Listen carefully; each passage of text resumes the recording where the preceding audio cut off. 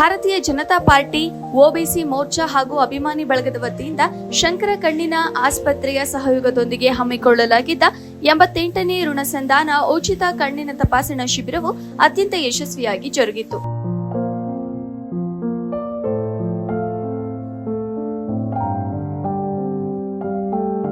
ಸಮಾಜಮುಖಿ ಚಿಂತನೆಯೊಂದಿಗೆ ಹಮ್ಮಿಕೊಳ್ಳಲಾದ ಈ ಜನೋಪಯೋಗಿ ಕಾರ್ಯಕ್ರಮದಲ್ಲಿ 100ಕ್ಕೂ ಅಧಿಕ ನಿರ್ಗತಿಕರು ಹಾಗೂ ಸಾರ್ವಜನಿಕರು ಕಣ್ಣಿನ ತಪಾಸಣೆ ಮಾಡಿಸಿಕೊಂಡು ಪ್ರಯೋಜನ ಪಡೆದರು.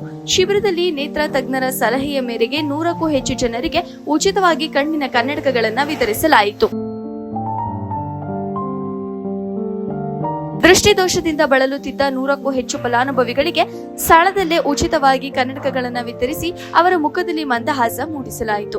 ಈ ಬೃಹತ್ ಕಣ್ಣಿನ ತಪಾಸಣಾ ಶಿಬಿರದ ಯಶಸ್ಸಿಗೆ ಕಾರಣರಾದ ಬಿಜೆಪಿ, ಒಬಿಸಿ ಮೋರ್ಚಾದ ಪ್ರಮುಖರು, ಅಭಿಮಾನಿ ಬಳಗದ ಸದಸ್ಯರು ಹಾಗೂ ಶಂಕರ್ ಕಣ್ಣಿನ ಆಸ್ಪತ್ರೆಯ ವೈದ್ಯಕೀಯ ಸಿಬ್ಬಂದಿಗೆ ಸಾರ್ವಜನಿಕರು ಹೃತ್ಪೂರ್ವಕ ಧನ್ಯವಾದಗಳನ್ನು ಅರ್ಪಿಸಿದರು. ಮುಂಬರುವ ದಿನಗಳಲ್ಲಿಯೂ ಇಂತಹ ಜನಪರ ಕಾರ್ಯಕ್ರಮಗಳನ್ನು ಮತ್ತಷ್ಟು ವಿಸ್ತರಿಸಲಾಗುವುದು ಎಂದು ಆಯೋಜಕರು ಈ ಸಂದರ್ಭದಲ್ಲಿ ತಿಳಿಸಿದರು. ವರದಿ ಹಾನೂರು ವೆಂಕಟೇಶ್.